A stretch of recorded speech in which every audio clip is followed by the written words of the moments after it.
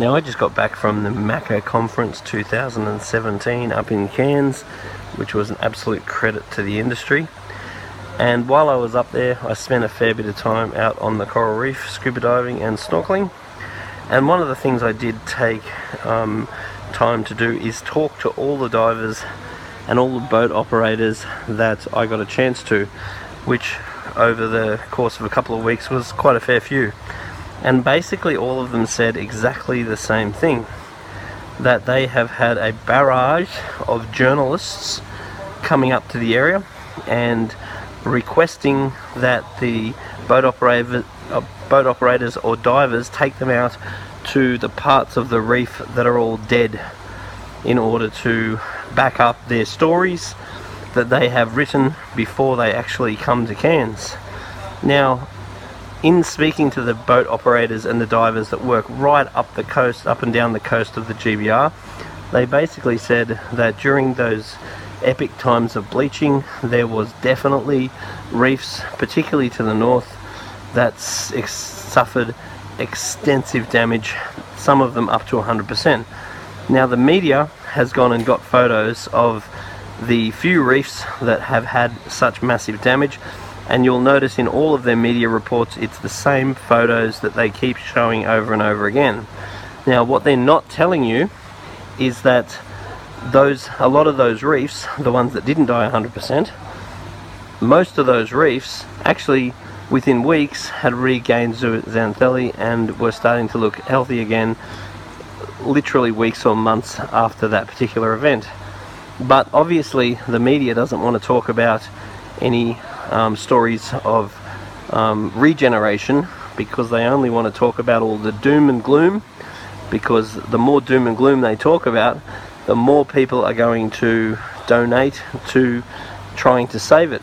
Now, I am not for 1 second recommending that you do not donate, that you do not donate to try and save it, because I think that all of this research and all of this money that is going to be generated from all the scared tactics from the reef supposedly dying is all very good.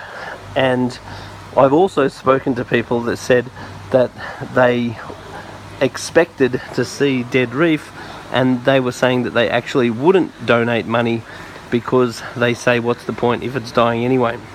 So I think that committing money and donating money to research to try and save the Great Barrier Reef is wonderful, and it's only going to have very positive outcomes. But the reef is not dying.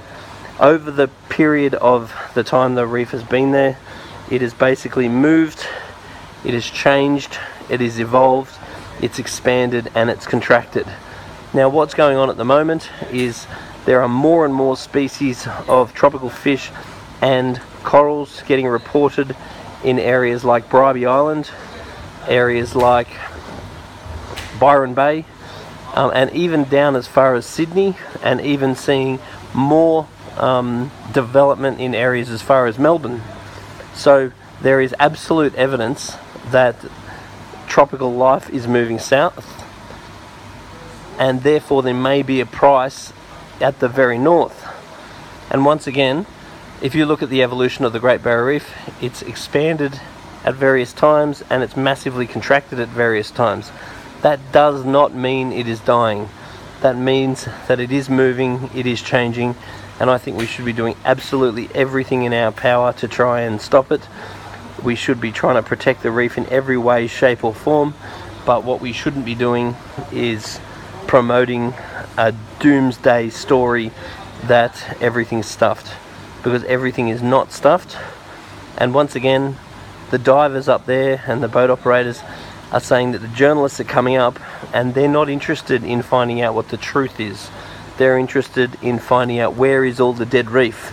And when people that work right up and down the Great Barrier Reef can't actually take you to a single place that is going to suit their doomsday stories, then we sort of need a bit of balance. So anyway, put a little comment at the bottom of this video and let us know what you think.